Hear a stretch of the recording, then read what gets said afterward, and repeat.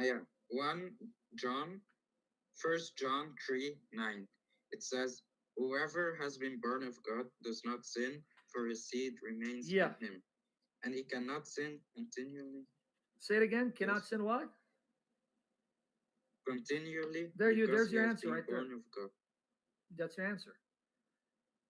If you're asking me, Com- someone born of God says cannot sin. So then, why do we sin? Is that your question? What's your question about this passage? yes, Okay. You just answered it by reading that translation. It's not saying you never sin. It means that someone born of God, his life is not going to be characterized by sin, meaning those who are in the world who don't know God, their life is to wake up in sin, to then sleep in sin, to get drunk, to lie, cheat, and steal, to have sex before marriage. Their life is controlled by sin.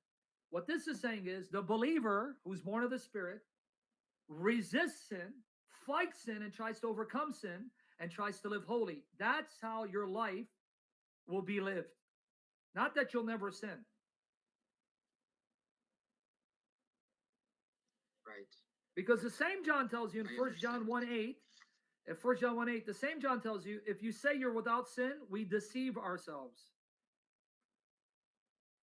Yes, So John contradicts himself? No, what he's talking about is those born of God, now they'll have the desire not to want to sin daily, day in and day out. Whereas if you look at the unbelievers, what do they live for? Sin, partying, getting drunk, having sex, fornicating, adultery, idolatry, money. That's all they live for. Sports.